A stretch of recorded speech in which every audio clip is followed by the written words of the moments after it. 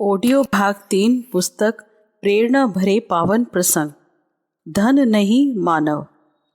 पंडित मोतीलाल अपने पीछे धन नहीं एक मानव छोड़ना चाहते थे और उन्होंने वैसा ही किया भी।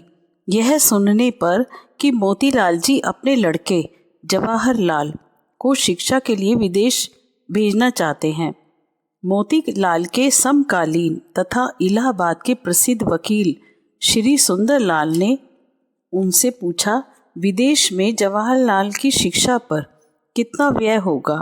मोतीलाल जी ने कहा, अनुमानतः 1 लाख रुपए। श्री सुंदरलाल ने सोचा कि यह धन का अपव्यय है। उन्होंने मोतीलाल जी से कहा कि अगर आप यह राशि सुरक्षित रख दें तो जवाहरलाल के जीवन पर काम आएगी।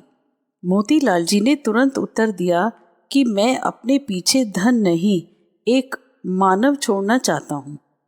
धुआं किसका? राजेंद्र बाबू अपने गांव जीराबाई जा रहे थे। नौका में एक मुसाफिर ने सिगरेट सुलगाई। सिगरेट के धुएं से देश रत्न की खांसी उभर आई। जब गंध असह्य हो उठी तो उन्होंने मुसाफिर से पूछा, यह सिगरेट आपकी ही है ना? उत्तर मिला, मेरी नहीं तो क्या आपकी है? देश रत्न ने कहा, तो यह धुआं भी आपका ही हुआ। इसे अपने पास ना रखकर दूसरों पर क्यों फेंकते हो? मुसाफिर ने लजाकर सिगरेट फेंक दी। असहायों के 2 सहायक विलियम बूथ और एवे पियरे। न जाने यह मनुष्य की कौन सी दुर्बलता है कि वह अपने किसी पीड़ित बंधु को देखकर संवेदना के साथ सहायता के लिए दौड़ नहीं पड़ता। आज यदि एक मनुष्य दूसरे के दुख में हाथ बटाने लगे तो संसार से दुख दर्द को भागते देर ना लगे। न जाने मनुष्य में यह सद्बुद्धि कब आएगी। फिर भी इस ओर से निराश होने की तब तक आवश्यकता नहीं है जब तक इस धरती पर विलियम बूथ और एवे पियरे जैसे जनसेवा का मार्ग दिखलाने और प्रेरणा देने वाले आविर्भूत होते रहें। एक समय ऐसा भी रहा है जब इंग्लैंड और फ्रांस के लंदन व पेरिस जैसे नगरों की गली कूचों और फुटपाथों पर हजारों अनाथ बच्चे और रोगी दोषी स्त्री पुरुष भूखे प्यासे पड़े हुए पशुओं की तरह जीते और उन्हीं की तरह मरा करते थे। उन अभागों को एक टूक रोटी और 2 चुल्लू पानी देने वाला तो दूर, मनुष्यतापूर्ण दृष्टिकोण से भी देखने वाला कोई नहीं था। रोगी मरते, बच्चे रिरियाते, स्त्रियां व्यभिचार करती और पुरुष चोरी उठाईगिरी और राहजनी करते, किंतु फिर भी पेट की ज्वाला शांत न हो पाती। असहायों के नारकीय जीवन से उपजी बीमारियों और कुप्रवृत्तियों व अन्य विवादों का नागरिक जीवन पर गहरा प्रभाव पड़ता था, किंतु फिर भी कोई इस ओर ध्यान न देता था। किसी को यह सोचने समझने की फुर्सत न थी कि आखिर ये मनुष्य हैं, इनके सुधार सहायता के लिए हमारा भी कुछ दायित्व है। इंग्लैंड के विलियम बूथ और फ्रांस के एवे पियरे नामक 2 मानव महात्माओं की दृष्टि अपने अपने देश के इस कलंक पर पड़ी और उन्होंने मानव मानव का ईश्वरीय संबंध मानकर इन अभागों का उद्धार किया। निहत्था घूमने वाला। देश विभाजन के समय ऐसा लगा मानो लोगों के हृदय भी विभाजित हो गए हैं। सांप्रदायिक दंगे अपनी चरम सीमा पर पहुंच गए। एक जाति दूसरी जाति को खाने के लिए तैयार हो गई। प्राणों का कोई मूल्य न रह गया। उस समय दिल्ली में दंगों का केंद्र बना हुआ था। हर गली सड़क पर लाशों के ढेर लगे थे। मकानों में आग लगाई जा रही थी। दुकानें लुट रही थीं। कुछ लोग एक जूते की दुकान में घुस गए। देखते ही देखते वह दुकानदार तो प्राण बचाकर अलग भागा। गुंडे जूते लेकर इधर उधर दौड़ने लगे। एक दबंग निहत्था आदमी अचकन और चूड़ीदार पजामा पहने हुए दनदनाता हुआ दुकान में घुस आया। उसे देखते ही लोग जहाँ के तहाँ खड़े रह गए। हाथ फिर जूतों के जोड़ों को न उठा सके। फिर भी एक धृष्ट आदमी जूते लेकर भाग खड़ा होता है। वह व्यक्ति अपने सामने दुकान लूटते देख कैसे सकता था। उसने दौड़कर ललकार लगाई कि वह जूते वहीं छोड़ जान बचाकर भागा। फिर तो उस सफ़ेद पोश व्यक्ति ने बिखरे हुए जूते उठाकर दुकान में रखे। यह दबंग व्यक्तित्व और किसी पुरुष का नहीं वरन जवाहरलाल नेहरू का था, जो सांप्रदायिक दंगों की लपटों के बीच भी अकेले घूम रहे थे। धैर्य का संबल। एक युवक ने रूसी लेखक टॉलस्टॉय से पूछा, आपकी सफलता का रहस्य क्या है? बेटे, इस रहस्य का नाम है धैर्य। टॉलस्टॉय ने मुस्कुराते हुए कहा, संसार में कोई ऐसा कार्य नहीं है जिसे पूरा न किया जा सकता हो, बशर्ते कि करने वाले में धैर्य हो। युवक ने कहा, लेकिन एक काम ऐसा भी है जो बहुत धैर्य रखने के बावजूद नहीं किया जा सकता। वह क्या? छलनी में पानी भरना। ओहो, इसमें क्या बड़ी बात है? टॉलस्टॉय ने मुस्कुराते हुए कहा, इसे भी किया जा सकता है, बशर्ते कि पानी के जमने तक कोई धैर्य रख सके। भगवान अवतार न लेंगे। जालंधर में तुलसी जयंती के अवसर पर महाकवि श्रद्धांजलि देते हुए पंजाब के राज्यपाल श्री गौडगिल ने रहस्योद्घाटन किया कि अब भगवान ने निश्चय किया है कि वे अवतार धारण नहीं करेंगे, क्योंकि इतने अवतार होने के बाद भी संसार की स्थिति में कुछ अधिक परिवर्तन नहीं हुआ। अब भगवान प्रतिभाशाली साहित्यकारों और कवियों के रूप में संसार के सम्मुख प्रकट होंगे। लीजिए 2 पैसे। रॉथचाइल्ड के पास एक दिन उनके एक कम्युनिस्ट मित्र पहुंचकर बोले, मिस्टर रॉथचाइल्ड, आपने इतना धन एकत्रित कर लिया है, यह अन्याय है। इस पर आपका ही नहीं, संसार का अधिकार है। रॉथचाइल्ड ने कहा, सो तो है, और फिर एक पर्चे में कुछ गुणा भाग करने लगे। फिर जेब से 2 सिक्के निकालकर मित्र महोदय को देते हुए बोले, लीजिए, और जो कोई आता जाएगा उसे 2-2 पैसे देता जाऊंगा। मेरी कमाई इतनी ही है कि सारे मनुष्यों को 2-2 पैसे बांट सकूं। इस डिब्बे का क्या होगा? गांधी जी कश्मीर जा रहे थे। 3rd क्लास के जिस डिब्बे में वे यात्रा कर रहे थे, उसमें वर्षा का बहुत सा जल भर जाने से डिब्बा गीला हो गया था।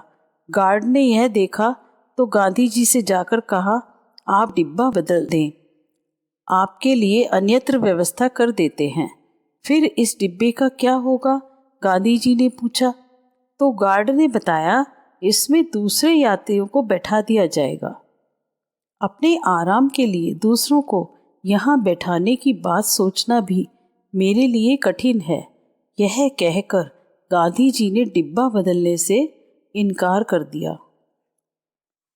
गुरु आप। प्रयाग में द्विवेदी मेले की चहल पहल थी।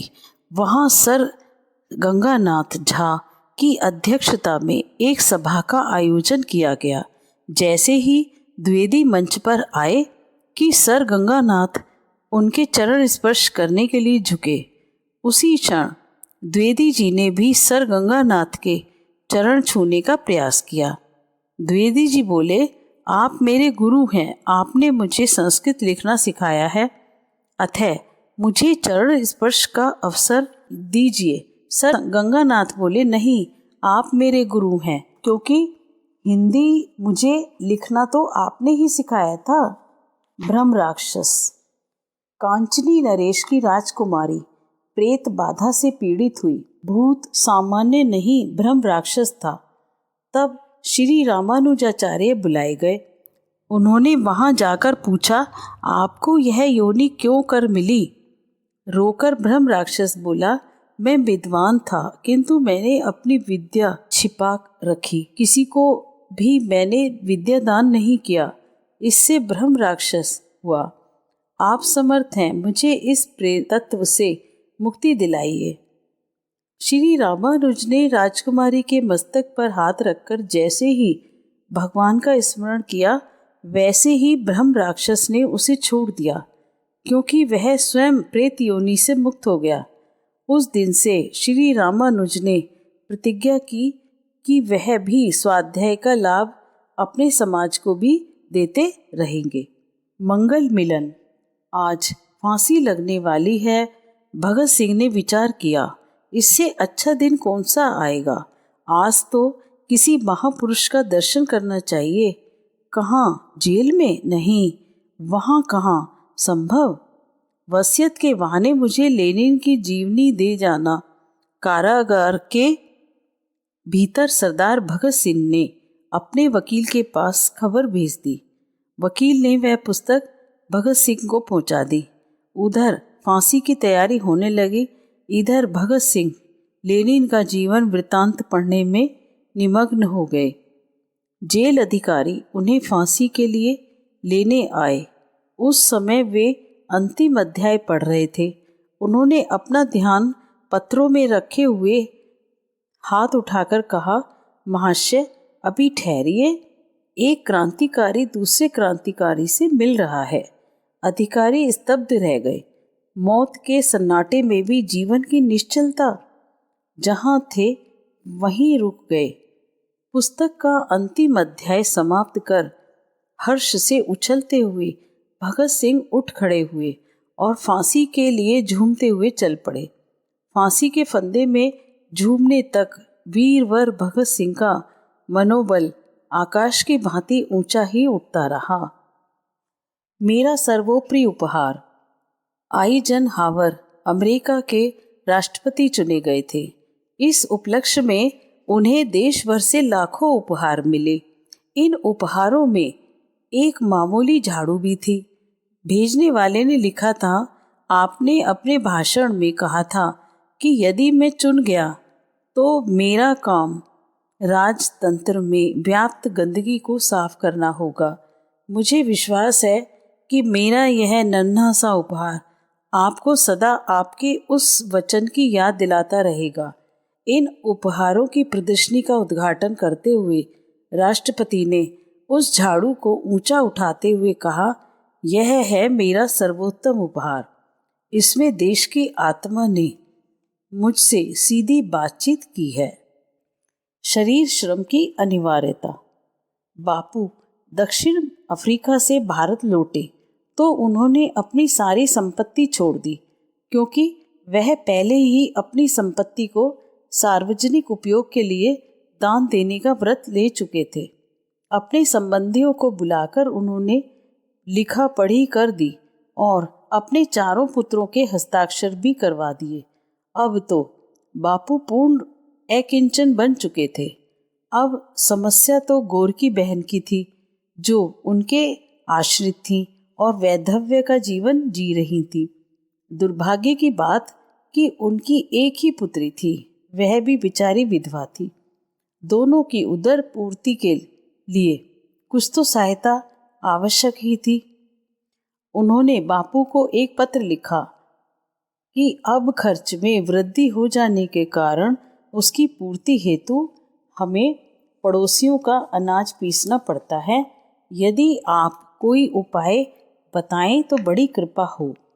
बापू ने तुरंत ही पत्रोत्तर दिया, अनाज पीसकर जीविका चलाना हर दृष्टि से अच्छा है। इससे स्वास्थ्य अच्छा रहता है। इसे तो सभी जानते हैं। हम भी यहाँ अनाज पीसते हैं। यदि इच्छा हो तो तुम दोनों भी यहाँ आ सकती हो। हम सब मिलकर एक से रहेंगे। मेरी तरह से जन सेवा का तुम्हें भी पूर्ण अधिकार है। मुझसे किसी दूसरे प्रबंध की आशा करना व्यर्थ होगा। कायिक श्रम की अनिवार्यता और उत्कृष्ट अपग्रही एवं संबंधियों के व्यामोहों से निवृत्ति का यह एक उत्कट आदर्श था।